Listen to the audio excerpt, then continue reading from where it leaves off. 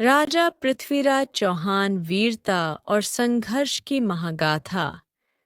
पृथ्वीराज चौहान भारतीय इतिहास के महान योद्धाओं और अंतिम हिंदू सम्राटों में से एक थे। उनकी कहानी साहस, वीरता, प्रेम और देशभक्ति से भरी हुई है। 12वीं सदी में उन्होंने चौहान वंश के शासक के रूप में अजमेर और दिल्ली पर शासन किया। पृथ्वीराज को अपनी युद्ध कला, कुशल प्रशासन और अदम्य साहस के लिए जाना जाता है। उनका जीवन भारतीय इतिहास का एक ऐसा अध्याय है जो संघर्ष और गौरव का प्रतीक है। पृथ्वीराज चौहान का जन्म 1166 ईस्वी में अजमेर में हुआ था। उनके पिता का नाम राजा सोमेश्वर चौहान और माता का नाम करुणा देवी था। उनकी माता गुजरात के सोलंकी वंश से थीं। पृथ्वीराज बचपन से ही असाधारण प्रतिभा और साहस के धनी थे।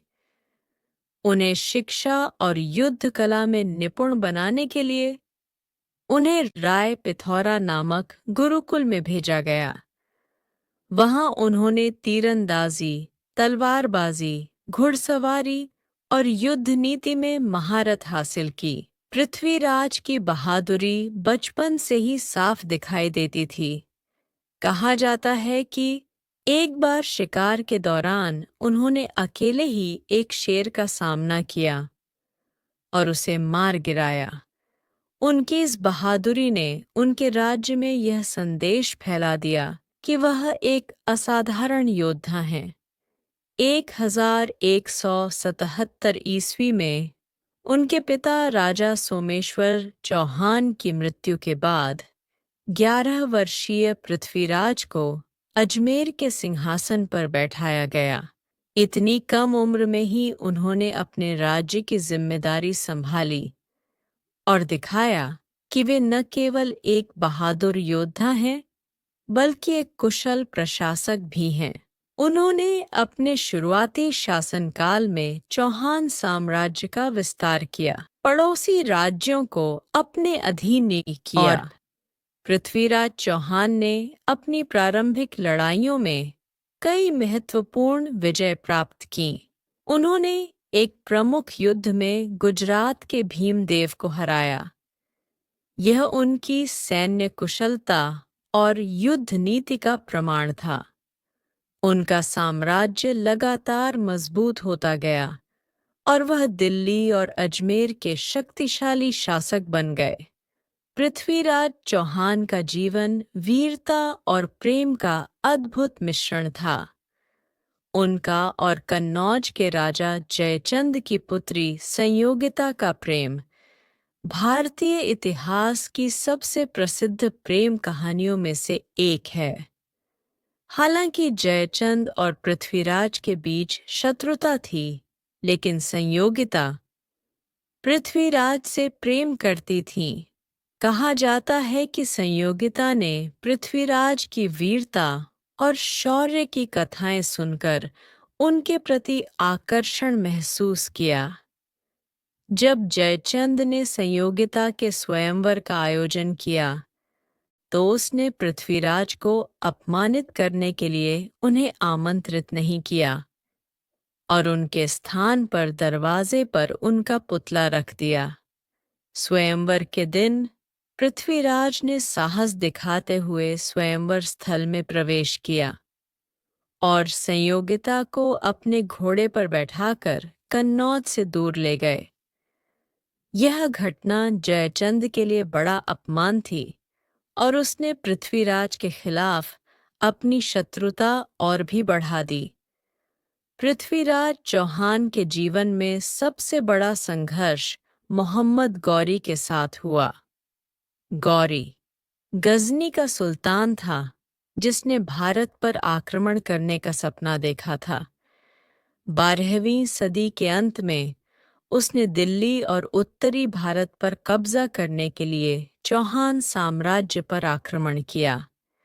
मोहम्मद गौरी और पृथ्वीराज के बीच 17 बार युद्ध हुआ।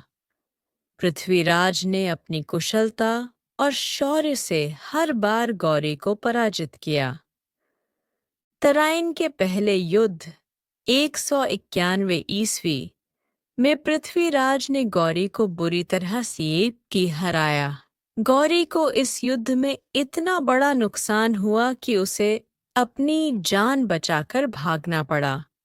हालांकि गौरी ने हार मानने के बजाय एक बार फिर अपनी सेना को संगठित किया और 1192 ईस्वी में तराइन के मैदान में पृथ्वीराज से फिर युद्ध किया।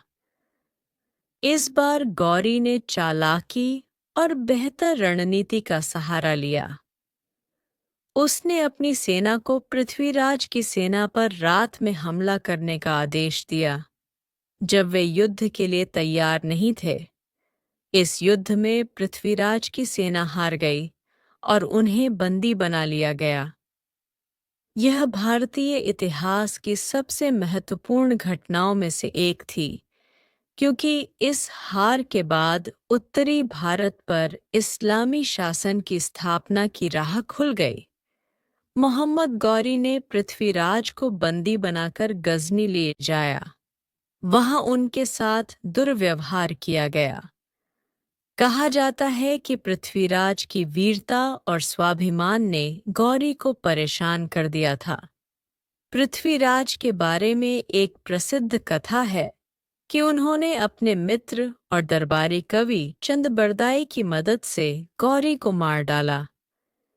चंदबरदाई ने पृथ्वीराज को गुप्त रूप से यह संदेश दिया कि वह अपनी तीरंदाजी कौशल का उपयोग करके गौरी को मार सकते हैं।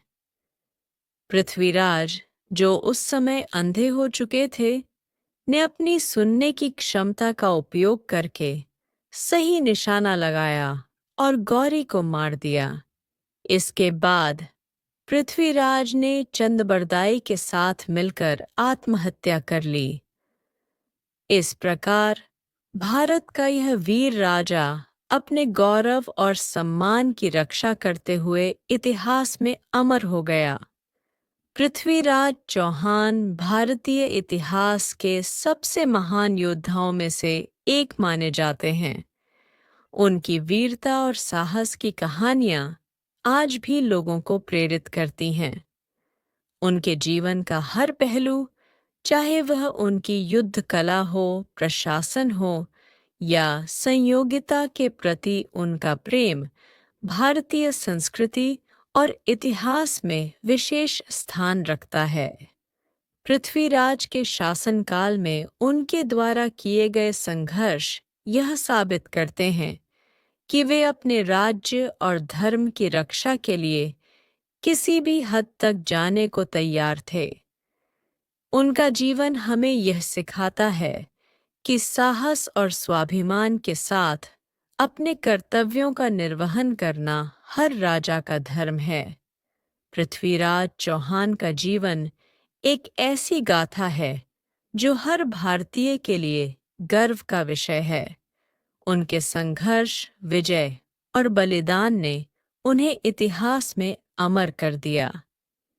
तराइन के युद्धों की कहानियां न केवल उनकी वीरता की गवाही देती हैं, बल्कि ये भी बताती हैं कि भारतीय उपमहाद्वीप के शासकों को एकजुट होकर विदेशी आक्रमणकारियों का सामना करना चाहिए था। पृथ्वीराज चौहान केवल एक योद्धा ही नहीं, बल्कि एक आदर्श नायक थे, जिनकी कहानी आज भी लोगों के दिलों में बसी हुई है। उनके जीवन की गाथा भारतीय इतिहास की अमूल्य धरोहर है और हमें हमेशा प्रेरणा देती रहेगी।